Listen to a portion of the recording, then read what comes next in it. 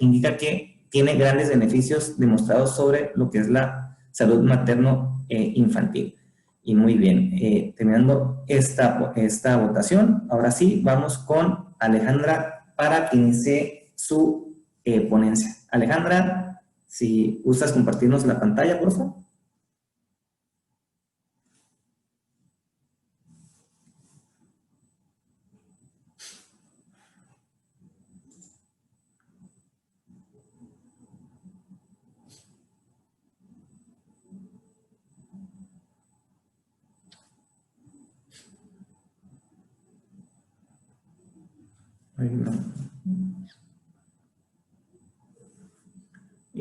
Y puedes comenzar, no sé si tienes algún problemita ahí. Sí, tenía unas fallas técnicas.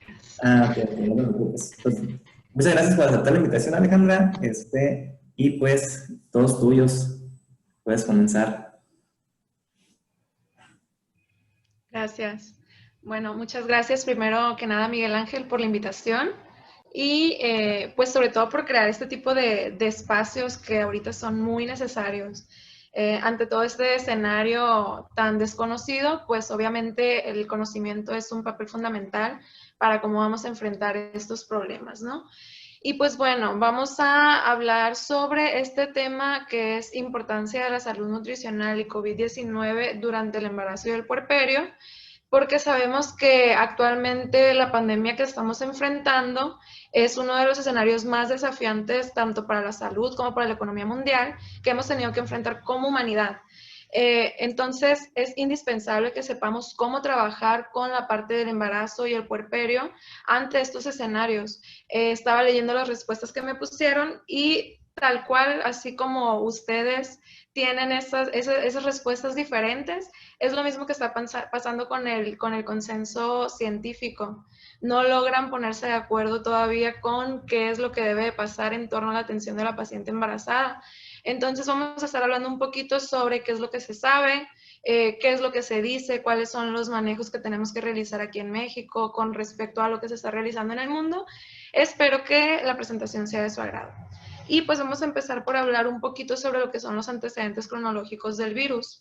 Sabemos que los primeros casos de la neumonía atípica de origen desconocido surgieron en China a lo que fue inicio de diciembre de 2019.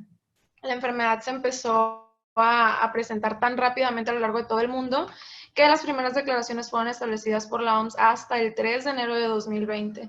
Entonces, en un acto sin precedentes, nos pudimos dar cuenta que en todo el mundo pudimos obtener la secuencia genómica del virus para el 13 de enero de 2020. Es algo que nunca se había visto antes. Entonces ya se empezó a conocer un poquito más, se le dio el nombre de SARS-CoV-2 por ser la segunda vez que nosotros como humanos nos contagiábamos por un coronavirus con un síndrome respiratorio agudo severo y avanzó todavía su curso tan rápidamente que fue declarado por la OMS como una pandemia el 11 de marzo. Desde entonces, pues ha empezado lo que es la carrera por la vacuna, diferentes países están desarrollándola, sabemos que pues todavía siguen en una etapa de fases clínicas de su desarrollo y hasta el día de hoy pues todavía no tenemos un tratamiento 100% efectivo ni tenemos todavía la vacuna, ¿no? Entonces, desde su aparición hasta este momento en el mundo se han registrado alrededor de unos 26.6 millones de casos. Es muy difícil seguirle la pista porque pues los números están cambiando, ¿no? En cuanto a las muertes alrededor del mundo, se estima que se han presentado 875,000. En cuanto a México, tenemos que se han presentado 623,000 casos, de los cuales 66,851 han resultado en letalidades para pues estos pacientes. Y bueno, los coronavirus están ampliamente distribuidos en el mundo, infectan tanto a humanos como a mamíferos y aves y se sabe que provocan algunas enfermedades de origen entérico, enfermedades respiratorias, gastrointestinales y también neurológicas. ¿Por qué se le llama coronavirus? Pues esto es debido por la apariencia que semeja bajo el microscopio como si tuvieran una corona, ¿no? Codifican 4 proteínas estructurales, la proteína S, la proteína E, la proteína M, que es la de membrana, la E de envoltura, la S de spike, que es la que le permite adherirse a las células del hospedero, y también tiene unas proteínas de envoltura. Codifica además otras 16 proteínas no estructurales que están relacionadas con la transmisión y la diseminación del virus. Es un virus que tiene una sola cadena de ARN de sentido positivo, tiene un tamaño de alrededor de 125 nanogramos y tiene un peso de alrededor a 26 o 32 kilobases. La manera en la que el virus se une a la célula del hospedero es a través de los receptores ACE de la enzima convertidora de angiotensina 2. Esta proteína se expresa principalmente en lo que son pulmones, en corazón, en riñón y también se expresa en placenta. Entonces, existen algunas hipótesis que nos dicen que las personas que tienen algunas patologías de origen crónico, como lo que son los hipertensos, tienen una mayor cantidad de expresión de esta proteína y eso está relacionado con la intensidad en cómo afecta la enfermedad, ¿no? Y bueno, entonces, ¿qué se sabe con respecto al estado de nutrición y el sistema inmunológico? Pues sabemos que las personas que han resultado, o en un inicio se creía, porque también todo esto ha ido cambiando conforme va pasando el tiempo, a lo largo de estos 9, 10 meses de que se ha desarrollado el curso de la enfermedad, sabemos que ataca con mayor severidad a personas que tienen enfermedades o morbimortalidades, sobre todo en personas que tienen obesidad, en personas que tienen sistema inmunológico deprimido y personas que tienen alguna patología de origen nutricional. En todas ellas, si nos damos cuenta, pues la nutrición es fundamental. Entonces podemos estimar que las personas que tienen un estado nutricional adecuado, que tienen un balance apropiado entre macro y micronutrientes y que son las que presentan menores probabilidades de desarrollar cuadros graves. Entonces no podemos negar que la integridad del estado nutricional contribuye de manera significativa a proteger a las personas frente al contagio y pues sobre todo durante esta etapa de convalecencia, ¿no? Bueno, ahora pasando a lo que son las embarazadas, si bien la definición clásica nos dice que la paciente embarazada no es una persona que está inmunocomprometida o inmunodebilitada, pero sabemos que debido a que tiene que adaptarse todo su cuerpo, todos sus órganos, aparatos y sistemas para hacerle frente a este embarazo, pues podemos saber que estas personas tienen una mayor susceptibilidad a infecciones virales y respiratorias. Y bueno, antes de meternos un poquito más de lleno a lo que es el COVID durante el embarazo, vamos a hablar sobre algunas generalidades. Tenemos muy poquito tiempo, así que no vamos a poder profundizar mucho, pero en términos generales podemos decir que el embarazo pues, es aquel que comienza con la implantación del óvulo fecundado en el útero, tiene una duración alrededor de 38 semanas y podemos hablar de un embarazo pretérmino cuando este termina antes de la semana de gestación 37 o prolongada cuando termina posterior a la semana 42. Entonces estamos hablando de un embarazo término, aquel que comprende entre las 38 a las 41 semanas. Esto puede tener 2 semanas de variación entre si se calcula a través de la fecha de última menstruación o si se calcula a partir de la fecundación. Y bueno, entonces, ¿cuáles son los lineamientos o cuáles son las recomendaciones para un embarazo saludable? La OMS y la UNICEF nos establecen que hay algunos criterios mínimos necesarios para considerar un embarazo como saludable, sobre todo esto que está relacionado con la edad materna, donde nos menciona que la edad óptima para el embarazo es la que oscila entre los 18 a los 35 años en la madre. También nos sugieren que se tiene que dar un espaciamiento de 3 años entre cada gestación, esto para pues provocar que el útero materno sane y también para no descuidar lo que va a ser la alimentación, la lactancia en el bebé que ya se tuvo previamente, ¿no? También nos recomienda que se hagan al menos 5 consultas prenatales durante los 9 meses de la gestación, donde obviamente la finalidad es detectar anomalías a tiempo, hablar sobre la nutrición en la madre, hablar sobre la ganancia de peso gestacional, la lactancia materna, detectar todo lo que podamos hacer a tiempo durante el embarazo para ver lo que se pueda corregir, lo que se pueda atender y evitar la presencia y el desarrollo de complicaciones obstétricas. En cuanto a los cambios fisiológicos, son muchísimos. Prácticamente todo el cuerpo de la mujer se adapta para soportar el desarrollo del embarazo y el crecimiento y el desarrollo fetal. Hay cambios tanto a nivel anatómico, bioquímico, fisiológico, a fin de mantener un entorno sano para el feto y que esto no represente un compromiso para la salud materna. Recordemos que es un estado fisiológico, no lo debemos de confundir como algo que es patológico. Obviamente hay algunas mujeres que son más candidatas a tener la susceptibilidad de desarrollar alguna enfermedad durante el embarazo, pero el simple estado de gravidez no tiene que representar un acto de tratar a la mujer como si fuera una paciente enferma. Y bueno, entonces también podemos estimar que es una de las etapas de mayor vulnerabilidad nutricional para la mujer, donde también tenemos que ir vigilando a lo largo de todo el embarazo la ganancia de peso gestacional, que esto se tiene que establecer de acuerdo al índice de masa corporal pregestacional y otros factores antropométricos maternos, ¿no? Y bueno, decíamos ahorita que casi todo el cuerpo de la mujer se adapta para soportar el embarazo. Bueno, entonces también el sistema inmunológico se tiene que adaptar.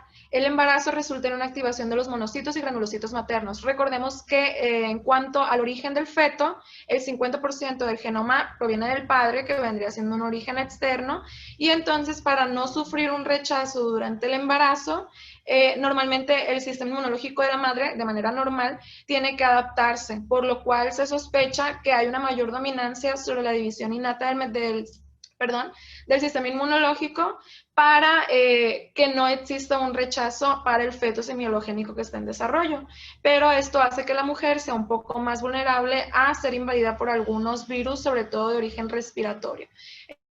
Entonces, por eso es que los institutos, las organizaciones de salud han designado a las pacientes embarazadas como un grupo poblacional de riesgo, en donde también se tienen que cuidar para, sobre todo, tratar de prevenir que la mujer embarazada adquiera el coronavirus, porque también hay mucho que todavía se desconoce sobre los efectos a largo plazo y las implicaciones que va a tener en la salud a largo plazo, ¿no? Entonces, lo ideal es tratar de evitar la infección de coronavirus en la mujer embarazada.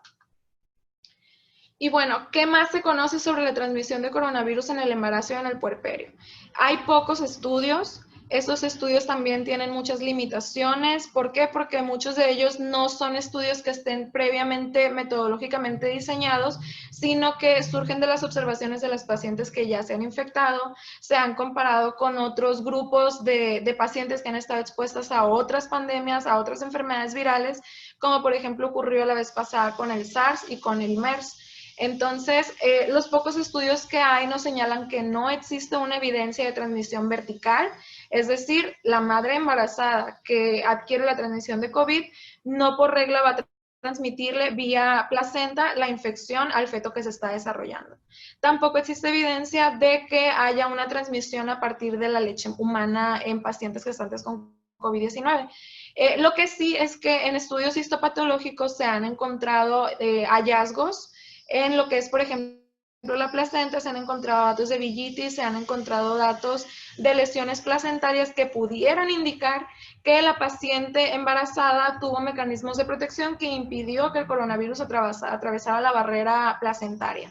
Sin embargo, pues como les platicaba, estos estudios tienen limitaciones.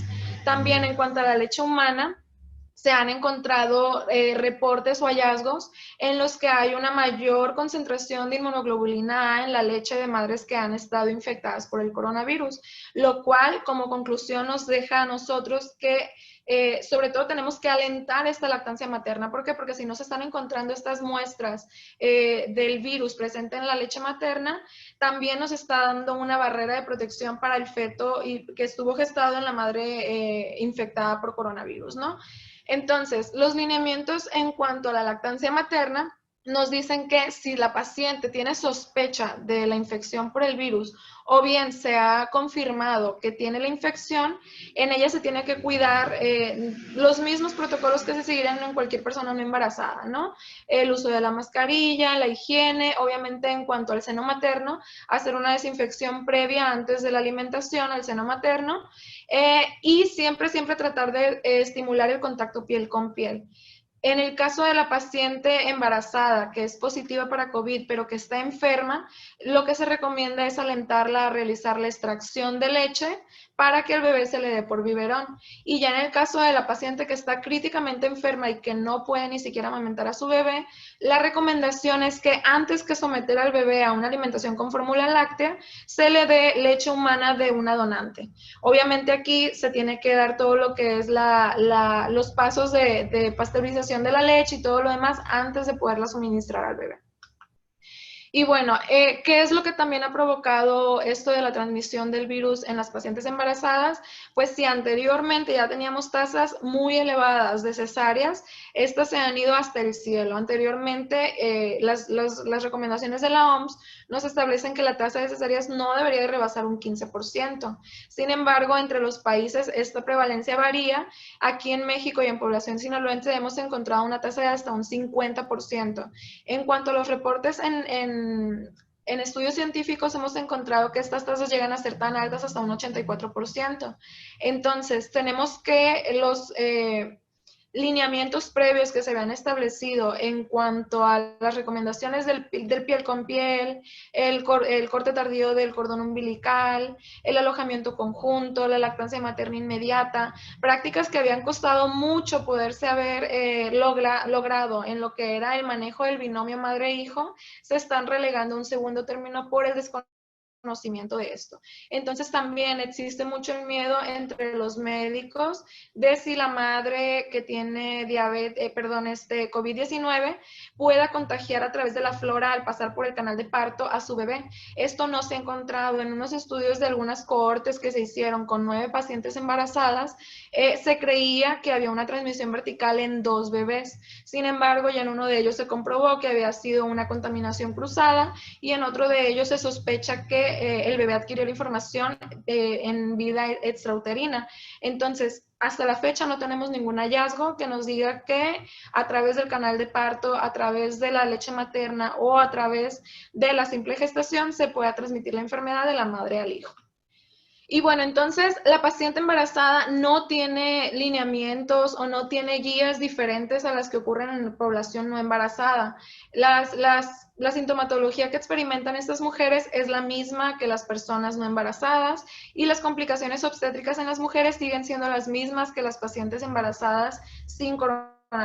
Entonces se sigue presentando en ellas el aborto espontáneo, el parto prematuro, la preeclampsia y la restricción del crecimiento intrauterino. También se da mucho en ellas lo que es la rotura prematura de membranas. También aquí hay que señalar que los bebés no han manifestado ningún síntoma ni de hipoxia ni de algún daño durante el proceso del parto. ¿Y qué se sabe? Que la mujer que tiene COVID-19 no le transmite la enfermedad a su hijo y para los pocos casos de los niños que son portadores, esos en su mayoría suelen ser asintomáticos o en general suelen presentar síntomas leves. Pero bueno, entonces como ya decíamos ahorita, hay mucho todavía que no se sabe con respecto al COVID. Hay un estudio que plantea una hipótesis que por el simple hecho de que la mujer expuesta al coronavirus presente o no presente los síntomas, portadora y durante la gestación, presenta una activación crónica o prolongada de lo que es el sistema inmunológico. Y esta sobreactivación del sistema inmunológico se cree que pudiera predeterminar a que en etapas adultas o en etapas posteriores de la vida, los recién nacidos de estas madres puedan tener mayor predisposición a trastornos neuropsiquiátricos como lo es el autismo. Pero todo esto pues son estudios que siguen en estudio y que se tendrán que mantener en vigilancia pues por mucho tiempo más. En cuanto a las recomendaciones dietéticas para la paciente embarazada con sospecha o con diagnóstico de COVID, no cambia nada con respecto a las pacientes embarazadas sin COVID. Como tenemos muy poco tiempo, pues no les vamos a mencionar, solamente les voy a mostrar aquí lo que son los lineamientos del Colegio Real de Obstetricia y Ginecología, que prácticamente nos establece que la paciente embarazada tiene que llevar una dieta variada, saludable, con alimentos de alto valor biológico, que se cubran sus necesidades de vitaminas y minerales, y nos establece 9 recomendaciones muy básicas, ¿no? En cuanto al consumo de cereales, nos recomiendan que se incluyan comidas con papa, pan, arroz, pasta integral, favorecer la saciedad, sobre todo en estos pacientes. Sabemos que el COVID-19 ataca con mayor severidad, como comentábamos anteriormente, a personas con obesidad. Entonces hay que cuidar en ellas nada más las recomendaciones de ganancia de peso de acuerdo a su índice de masa corporal pregestacional. En cuanto a las frutas y verduras, son muy básicas. Incluir cada día al menos 5 frutas y verduras en vez de alimentos hipercalóricos. El contenido calórico, pues consumir lo menos posible alimentos fritos o con azúcar añadida. Consumir proteína todos los días, seleccionar carnes, pescados, lentejas, frijoles. En cuanto al consumo de lácteos, que sean de variedades de lácteos, bajas en grasas, y también alentar el consumo de yogur. Cuidar la frecuencia de consumo de alimentos y el tamaño de las porciones consumidas, no obviar el desayuno, limitar el consumo de cafeína a 200 miligramos por día, al igual que antes de COVID.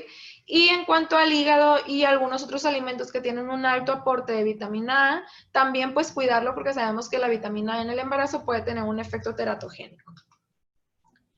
Y bueno, por lo mismo del tiempo no nos vamos a meter a los aportes energéticos de la gestación porque es un tema muy largo, obviamente todo esto depende de las características clínicas de cada paciente, pero sabemos que el coste de energía durante el embarazo está estimado en alrededor de unas 80,000 calorías a lo largo de las 38 a 40 semanas y el incremento se tiene que dar de forma gradual. Durante el primer trimestre no hay ningún aumento significativo, aumentan un poco hacia el segundo trimestre y el mayor incremento hacia el segundo trimestre, pero esto obviamente de acuerdo a los kilos de peso que puede ganar cada paciente a lo largo del embarazo, ¿no? En cuanto al consumo de hidratos de carbono, aquí sí muy importante que podemos hablar en términos de porcentaje igual que con personas que no están embarazadas. Sin embargo, aquí con ellas hay que cuidar lo que es el riesgo de la cetosis. ¿Por qué? Porque sabemos que se necesitan al menos 175 gramos durante toda la gestación. No podemos llegar a cantidades muy inferiores para evitar el riesgo de daño neurológico en el feto en desarrollo. En cuanto a las proteínas, su consumo diario recomendable es de 71 gramos en embarazos con producto único. Obviamente esto cambia aumentando en embarazos múltiples. Y el consumo de lípidos igual. Aquí principalmente cuidar cuál va a ser el aporte de ácidos grasos saturados, monosaturados, poliinsaturados, ¿no? En cuanto a los nutrimentos, también permanecen sin cambio. No vamos a hablar de todos, simplemente pues sabemos que hay algunos que van a ser indispensables durante la gestación, como el consumo de hierro, calcio, ácido fólico, yodo, la vitamina D y la vitamina B12. Y bueno, entonces, ¿qué se sabe de la nutrición? Aquí no en general para embarazadas, sino solamente nutrición en tiempos de COVID, ¿no? Pues sabemos que en los infantes y adolescentes con formas severas de COVID-19, la cascada proinflamatoria aguda, desencadenada por la activación del sistema inmunológico, puede conducir a una desnutrición y una sarcopenia en un corto periodo de tiempo. La pérdida de peso es común entre los pacientes debido a la pérdida del olfato, debido a la pérdida del sentido del gusto. Muchos pacientes experimentan falta de apetito. También tenemos que cuidar si los pacientes están experimentando diarreas, vómito que puedan comprometer su estado de nutrición o de hidratación. En cuanto a los requerimientos de micronutrientes, sí se pueden llegar a elevar. Sin embargo, las investigaciones sobre los requerimientos también son algo que ha causado mucha controversia. Sabemos que algunos minerales como el hierro, el zinc, manganeso, cobre, están íntimamente relacionados con el desarrollo oportuno del sistema inmunológico, al igual que algunas vitaminas. Sin embargo, su consumo elevado, pues sabemos que también tiene efectos perjudiciales para la salud y no se recomienda consumirlos en grandes dosis. Y en cuanto a los pacientes que tienen un compromiso respiratorio severo, tenemos que evitar la sobreingesta de alimentos debido a que tienen un mayor riesgo de hipercapnia por esos trastornos que está experimentando precisamente por el daño pulmonar. Y el consumo de proteína tiene que oscilar alrededor de unos 2.5 gramos por kilogramo de peso al día y hay que prevenir pues el hipercatabolismo. No me voy a meter mucho a este tema porque pues vamos a tener una ponencia al respecto, pero las recomendaciones de evaluación nutricional en la paciente embarazada no son diferentes de las de población no embarazada. Entonces, evaluar los signos clínicos asociados con deficiencias o excesos nutricionales. Pues sabemos que las deficiencias clínicas nutricionales son de una manifestación tardía, a diferencia de cómo ocurre con el COVID, que se manifiesta con síntomas agudos, por lo que muchas veces pues los signos nutricionales no son observables. Sin embargo, como el paciente con COVID-19 puede complicarse rápidamente, tenemos que detectar los signos de desnutrición y sabemos que pues también lo que es el hierro está íntimamente relacionado con el funcionamiento del sistema inmunológico. Entonces tenemos que detectar a tiempo anemias por deficiencia de hierro. En cuanto a la interacción fármaco-nutrimento, pues sabemos que algunos fármacos que están actualmente empleados para contrarrestar los efectos de COVID-19 siguen siendo los mismos en las pacientes embarazadas. Por ejemplo, la hidroxicloroquina puede provocar malestares gastrointestinales, entonces hay que cuidar esos problemas, esos riesgos. Y en los pacientes que están recibiendo alimentación enteral o parenteral, algunos de los alcoholes que contienen los medicamentos antirretrovirales pueden intervenir o interactuar con este tipo de alimentación, entonces también hay que cuidarlo. En cuanto a la ingesta alimentaria, sabemos que las pacientes embarazadas por solamente estar en este periodo, suelen tener cambios en su ingesta alimentaria. ¿Por qué? Porque muchas veces pueden experimentar aversión por algunos alimentos, pueden experimentar pica o pueden estar cambiando todo lo que es su patrón de hábitos de consumos alimentarios. También la paciente embarazada con complicaciones o manifestaciones clínicas de COVID, pues también sabemos que es una paciente que puede experimentar cambios en su apetito y aquí va a ser muy, muy importante evaluar lo que es una frecuencia de consumo alimentario en ella para detectar si está consumiendo las calorías necesarias para la etapa de la gestación en la que se encuentre, porque aquí pues tenemos que recalcar que no es un momento para que la paciente pierda peso, ¿no? ¿Por qué? Porque esto indirectamente pues va a afectar al desarrollo y al crecimiento fetal. La actividad física, ya platicaba ahorita Isaac al respecto, ¿no? No está contraindicado que la paciente realice actividad física, sin embargo, pues obviamente como es una paciente que está más vulnerable a los virus de origen respiratorio como el que provoca el COVID, entonces de preferencia tenemos que recomendarle hacer actividad física acorde a la edad gestacional que tenga la paciente, que esté supervisada por su médico, que esté supervisada por alguna persona que le esté acompañando por cualquier cuestión de riesgo, alguna caída, algún golpe, alguna contractura, pero no se le tiene que alentar a dejar la actividad física, ¿no? Porque sabemos que, pues, como ya comentaba ahorita Isaac, también la actividad física nos ayuda a reforzar nuestro sistema inmunológico, que necesitamos que este esté competente por cualquier infección a lo largo de cualquier etapa de la gestación. Evaluar el crecimiento y la composición corporal, pues hemos estado hablando que esto depende de la edad gestacional, depende del número de embarazos, depende del trimestre en el que se encuentre y del índice de masa corporal pregestacional. En cuanto a la bioquímica nutricional, la reserva visceral, componente inmunológico y el estado catabólico, todos estos tienen que ser tomados en cuenta con los estudios de laboratorio, pues evaluar el funcionamiento hepático, evaluar que no exista alteraciones en el balance nitrogenado y todos los otros estudios de gabinete que nos ayudan a comprobar que la salud de la paciente está en condiciones óptimas, ¿no? Y aquí hay que recordar que las recomendaciones nutricionales que les menciono están basadas principalmente en observaciones debido a que todavía hay pocos ensayos clínicos o nulos hasta este momento, ¿no? En población embarazada. Y bueno, ya vamos a pasar un poquito a lo que son cuestiones de salud pública en torno a COVID. Vamos a pasar a ver cómo estamos en México, ¿no? Entonces, hasta la semana 36, que se cerró el 31 de agosto, hemos registrado en México 12.597 casos, de los cuales se han confirmado 4.983 que representan el 40% de estos casos sospechosos. De ellas, el 87.8 se encuentran en el embarazo, 12.2 en la etapa de puerperio, y pues aquí vemos desde que empezó la fase 3 de la contingencia, todo lo que han sido los casos de pacientes embarazadas reportadas y las confirmadas. En cuanto a la letalidad por COVID-19 en embarazo y puerperio, tenemos que hasta la semana 36 se han reportado 126 defunciones maternas, con lo cual estamos hablando de una letalidad de un 2.52%. Aquí los estados que más número de casos han presentado son el Estado de México, la Ciudad de México y Tabasco.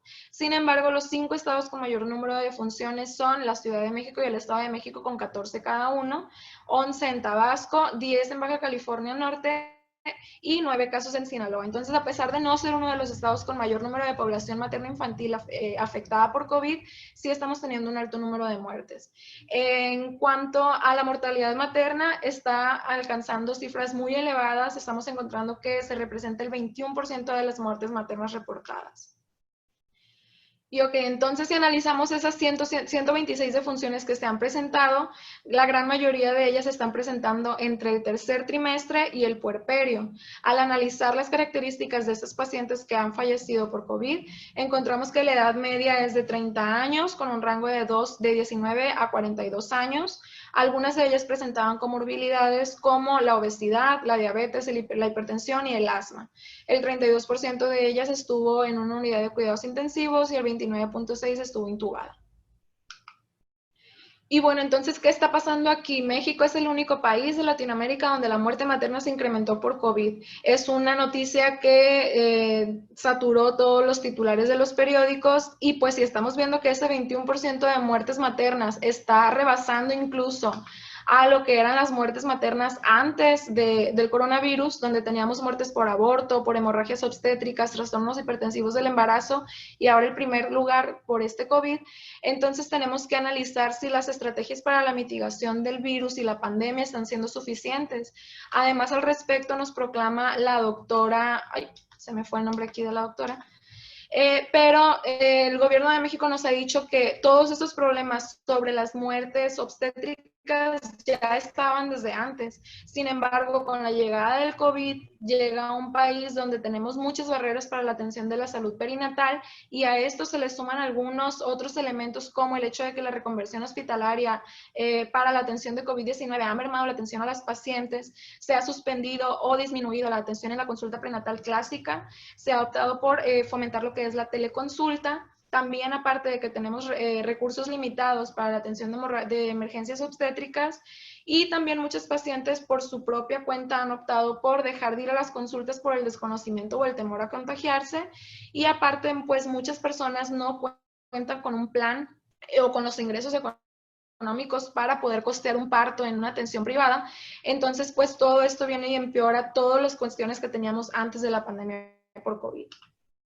Y bueno, entonces ya para terminar nuestro tema, tenemos que de los casos en pacientes obstétricas y en los recién nacidos, tenemos que hasta este momento se han registrado 5.300 casos de recién nacidos notificados y de estos 1.022 han resultado positivos que representan el 19.3%, 15.9% son hijos de madres positivas a COVID, el 0.3% son de madres sospechosas, el otro 7.1% son de madres negativas a COVID y que se sospecha que adquirieron la infección vía extrauterina o en visitas al domicilio, por lo cual no se recomienda. Y el otro porcentaje pues no se encontró con estos registros en los sistemas de vigilancia epidemiológica. Y bueno, entonces estos son los lineamientos que se están siguiendo para la atención de la paciente embarazada y puérpera durante COVID-19. No los vamos a detallar, nada más se los dejo para que ustedes lo puedan revisar. Sin embargo, pues no tenemos recomendaciones de cómo atender al recién nacido, o al menos no publicadas hasta el momento. Sin embargo, les presento unas que son publicadas por el CENEO, donde también se tiene un cuadro de atención dependiendo de si la madre con COVID-19 tiene un diagnóstico positivo o negativo y ante eso si tenemos un recién nacido asintomático o sintomático, cuáles son los protocolos de atención que se tienen que seguir.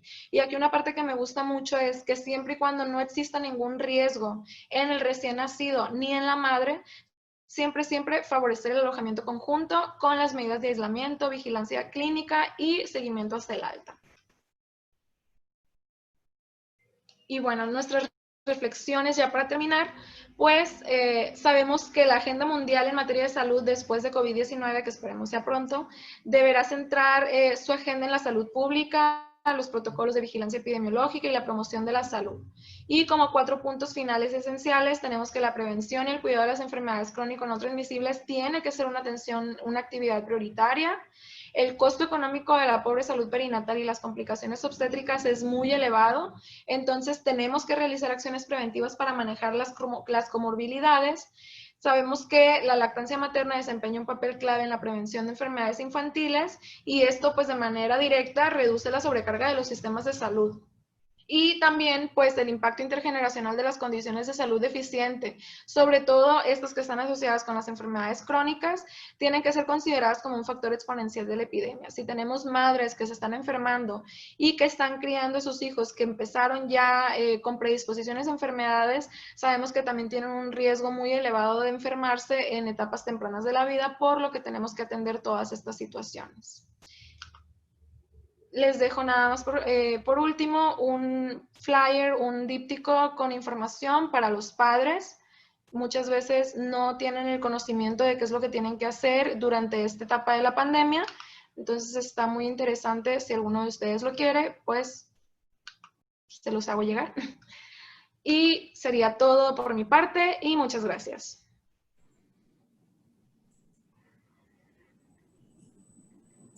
Muy buena ponencia, Alejandra, como siempre, la verdad.